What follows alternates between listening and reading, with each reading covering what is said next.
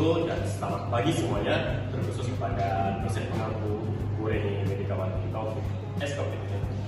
Perkenalkan, saya sebagai moderator juga penonton. Kemudian pemateri pertama ada Muhammad Nafis Rizky, kemudian pemateri kedua ada Alvin Syahrin, pemateri ketiga ada Andre Mangunur, dan yang terakhir pemateri yang terakhir Rizky Tampati. Kami akan mempresentasikan materi yang sangat penting dalam dunia basis data, yaitu tentang normalisasi. Presentasi ini kami akan menyampaikan beberapa tujuan utama agar materi normalisasi ini dapat lebih dipahami.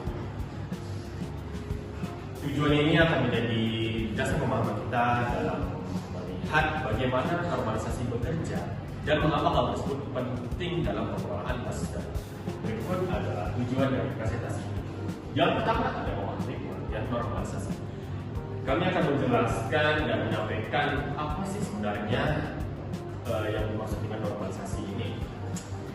Tidak sekedar definisi, tapi juga cara kerja dalam merapikan data agar tidak terjadi duplikasi dan inkonsistensi. Kemudian yang kedua ada mengetahui tujuan normalisasi. Kami akan membahas apa saja tujuan dari normalisasi ini, mulai dari menjaga integritas data, kemudian yang kedua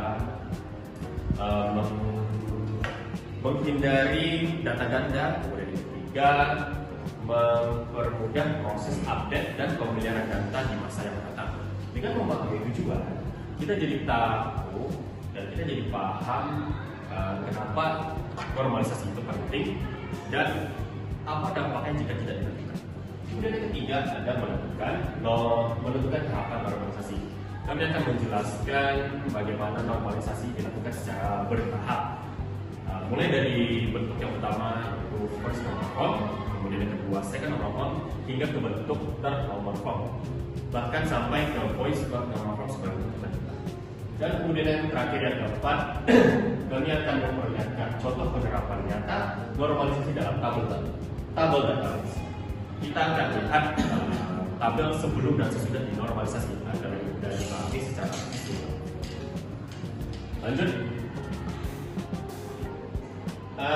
Sebelum kita masuk lebih jauh ke dalam materi ini, seperti yang sudah saya sampaikan dan sudah saya ulang-ulang, saya menyebutkan kata normalisasi.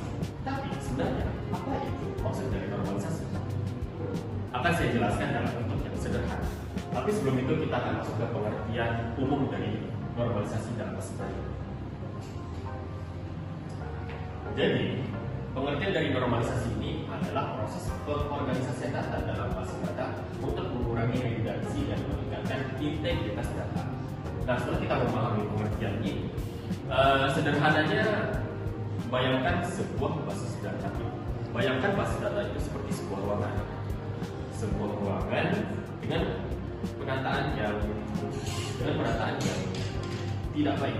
Misalnya seperti sebuah ruangan itu memiliki barang-barang yang dikatakan sulit dicari, bahkan disimpan di tempat yang sama.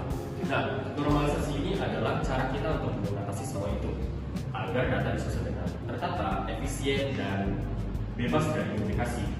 Dengan normalisasi, data disusun dalam bentuk tabel-tabel yang sangat terhubung agar lebih mudah diakses dan dikelola. Tidak hanya untuk merapikan data, tapi juga menyimpan suatu informasi. Untuk memastikan informasi tersebut disimpan satu kali di tempat yang sama, tidak ulang-ulang dan tidak saling tumpang tindih. Normalisasi itu dibutuhkan. Nah, normalisasi itu dibutuhkan yang pertama itu jika data sering terduplikat dalam satu tabel. Nah, data-data yang terduplikasi ini itu dapat memakan banyak ruang pada database dan juga bisa menyebabkan data tidak konsisten. Yang kedua itu jika sering terjadi error pada data. Nah, error ini itu biasanya disebabkan oleh beberapa anomali. Yang pertama ada update anomali.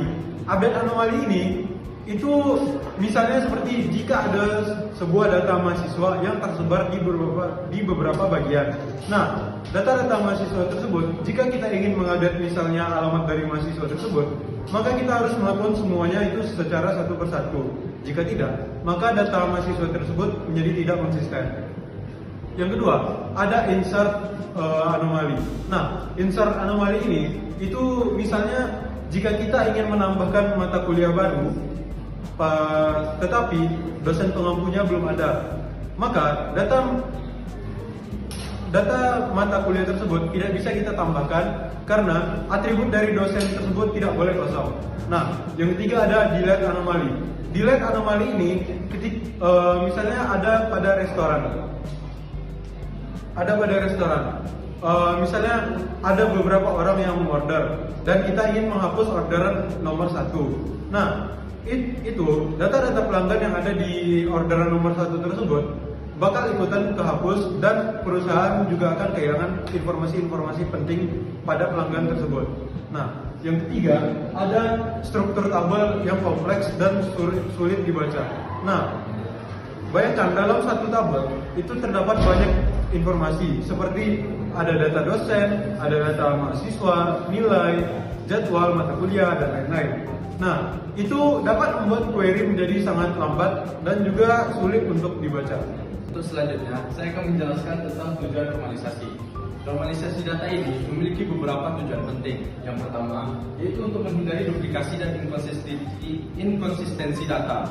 Dalam tabel yang belum dinormalisasi, kita sering melihat data yang berulang-ulang, misalnya nama dosen dan nama mata kuliah yang terus berulang pada setiap baris.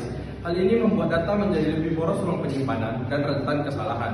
Dengan normalisasi, kita dapat memecah data ke beberapa tabel-tabel yang lebih spesifik sehingga data tidak berulang. Tujuan yang kedua, itu adalah untuk mempermudah update dan maintenance data.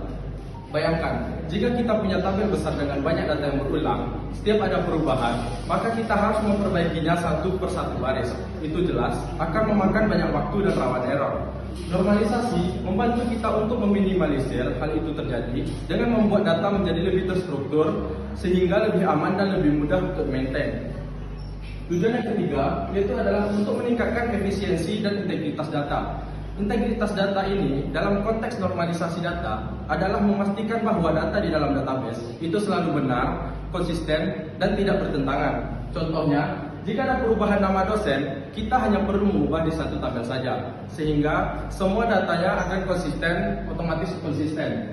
Hal ini membuat sistem database akan menjadi lebih efisien dan rapi dalam jangka waktu yang panjang. Baik, untuk materi selanjutnya akan dijelaskan oleh Andre Manihun.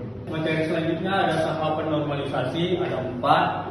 Yang pertama ada fixed normal from. Di tahap pertama ini, setiap kolom harus berisi satu nilai saja, tidak digabung. Misalnya, kolom hobi tidak boleh diisi makan, hidup, dan lain-lain, tapi dibuat menjadi satu baris saja. Yang kedua ada second normal from atau 2NF. Di tahap kedua ini, kolom dan kunci tidak boleh hanya bergantung sebagian pada kunci utama, tapi semua data harus bergantung penuh pada kunci utama agar tidak menduplikasi. Yang ketiga ada third normal from. Di tahap ketiga ini, kolom yang bukan kunci tidak boleh saling bergantung. Contohnya, nama prodi tergantung ke kode prodi, jadi harus terpisah ke tabel tersendiri untuk memastikan tabel tersebut rapi dan mudah dikelola.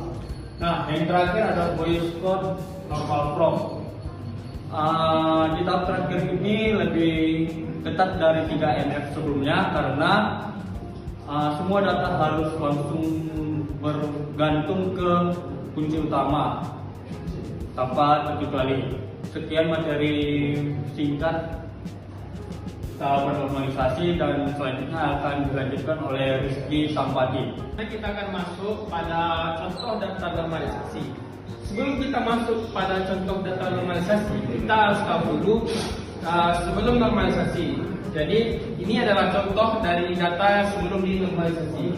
Nah, pada tabel mahasiswa ini terdiri dari name, nama, mata kuliah, dan dosen. Namun ini terlihat biasa saja. Jika kita melihat lebih dalam lagi, akan ada suatu permasalahan di mana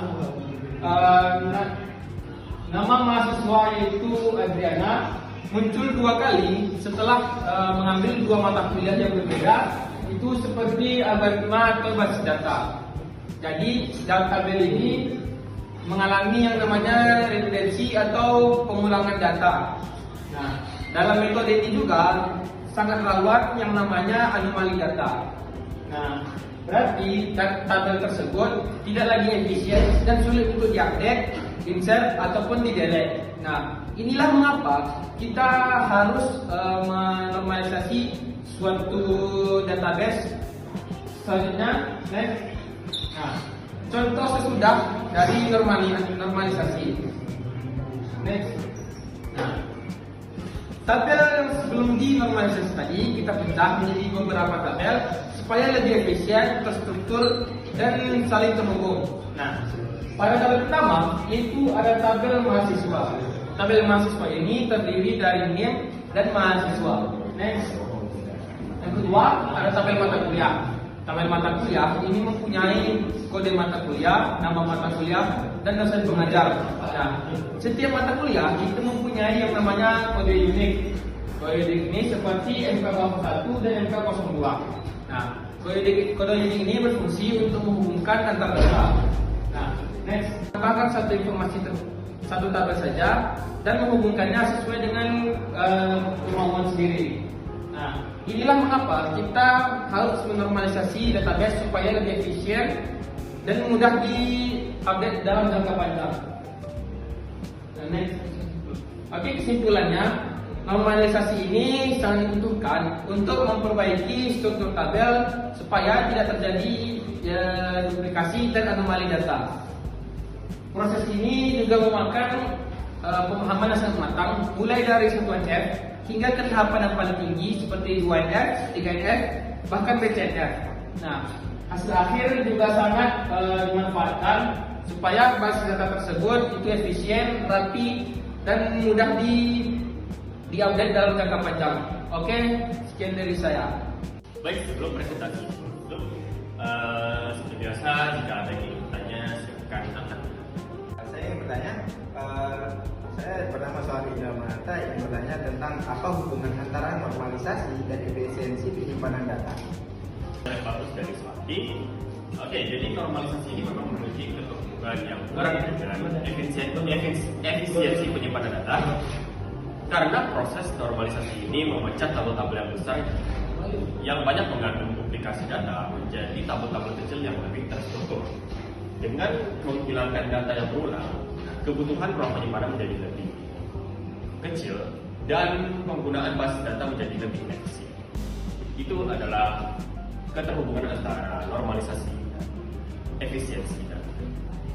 Baik, sekian presentasi dari kami. Terima kasih atas perhatiannya. Kami akhiri. Wassalamualaikum warahmatullahi wabarakatuh. Waalaikumsalam warahmatullahi wabarakatuh.